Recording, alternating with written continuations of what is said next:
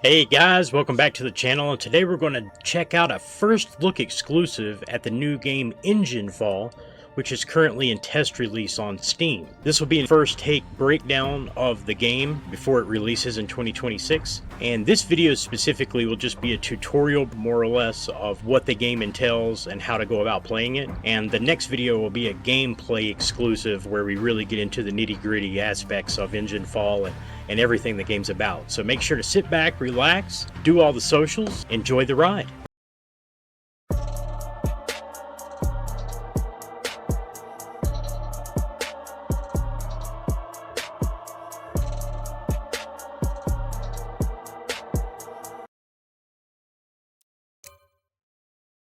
Oh good, you're awake.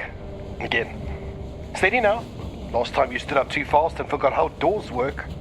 Okay, deep breath. I know everything looks apocalyptic. It is, but right now we've got bigger problems. We're out of fuel cores and I highly doubt you want to get out and push. This is your Dagger shuttle. I, of course, am the hacked and mangled AI software that runs the whole operation. I'm kind of a big deal. Except I run on fuel cores too. Fuel cores run everything.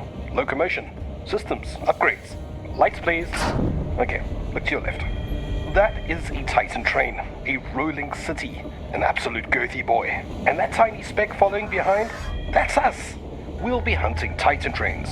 When we find a Titan train, we'll pull up next to it. I'll hack their system to make them think that you belong there.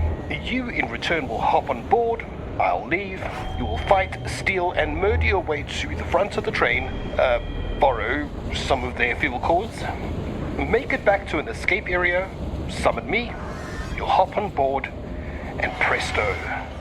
But just don't die again, please. This is getting exhausting. When you first board a Titan train, you might be confused. Which way is forward? Which way is backwards? What's going on?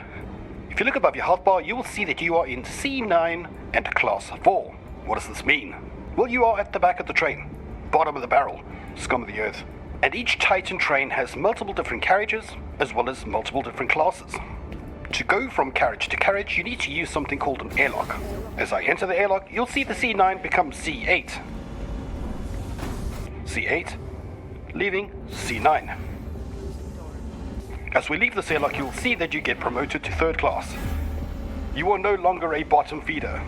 You are now pond scum. When I enter C8, I'm on the main floor. An absolute labyrinth of death and despair. Progressing up the train means you always need to go forward.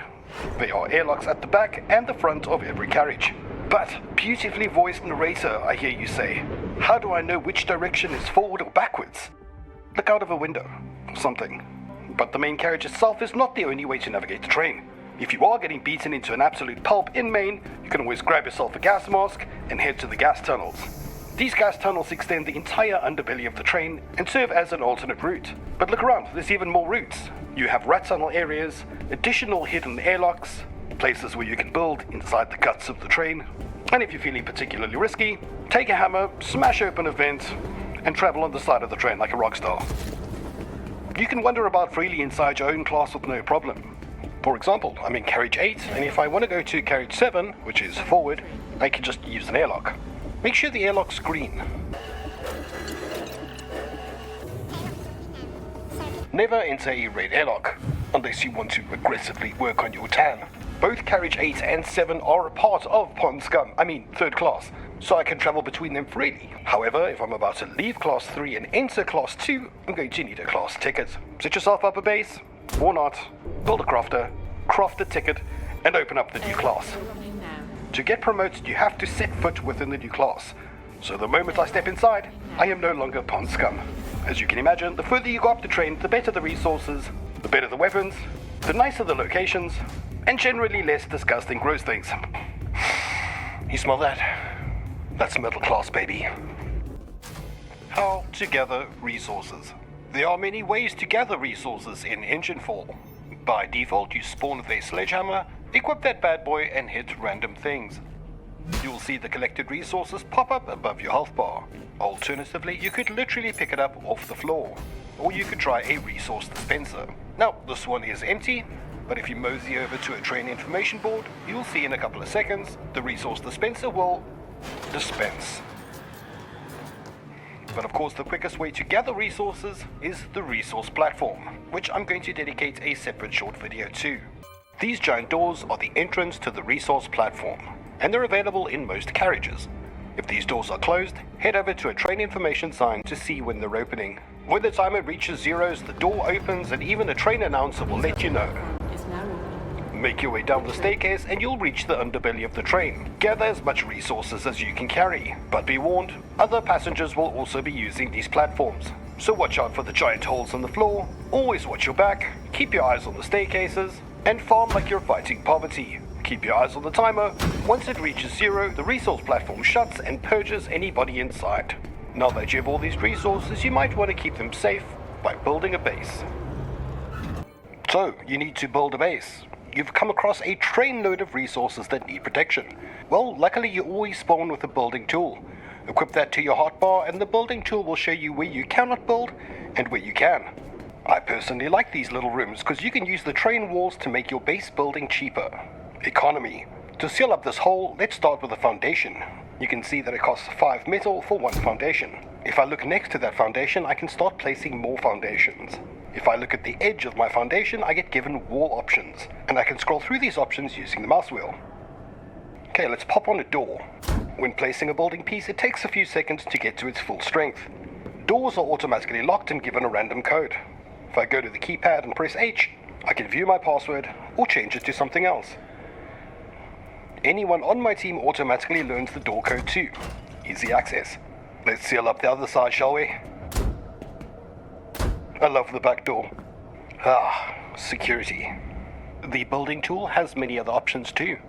Press right click and you can repair, dismantle, and upgrade.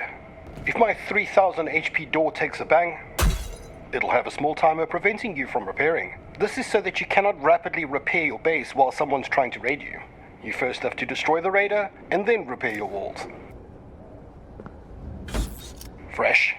If you accidentally place down an incorrect foundation, flip your build tool to dismantle and dismantle. And finally, upgrading. I cannot upgrade because I first have to unlock stronger walls on the tech tree. I have a full guide on the tech tree, but if you want to know the basics, go into your inventory, press the tech tree, go to base building, and unlock tier 2 walls. Now you can upgrade.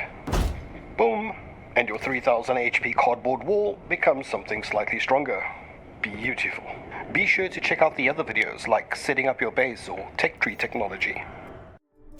You've just built a base, but what do you put inside your base? We need a crafting machine as well as a place to respawn. Craft yourself a bedroll and find a place to put it. When you repeatedly die, which you will, you'll be able to respawn from your bedroll inside your base. Next we need to make a crafting machine. Rotate it with Q and R, click to place, press C to access, and it gives you very basic crafting options. The most important being the base core, which marks your current territory as yours. I'll place it down in the corner, set up an innocent pin, and with my building tool in hand, I'll be able to see how big the base core range is. Nobody can build within this blue ring, so it is critically important to have it. If I press E on my base core, it shows me how much resources are required for upkeep. If I do not put resources in my base core, my base will decay. And there you have it. But, mysterious and gorgeous narrator, I hear you say, I want to craft cool things like guns and armor. That'll come in the next video, in the crafting video.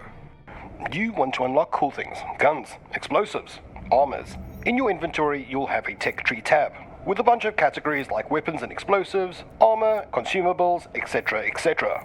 Now the tech tree is divided into different classes. Third, second, first, and engine room.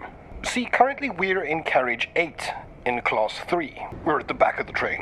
And the train is made up of multiple carriages as well as multiple classes. And because we're in third class, we can only unlock third class things. If I try to unlock a second class pistol, I will be denied. Third class items? No problem. When I unlock this tier 1 SMG, I spend tech points.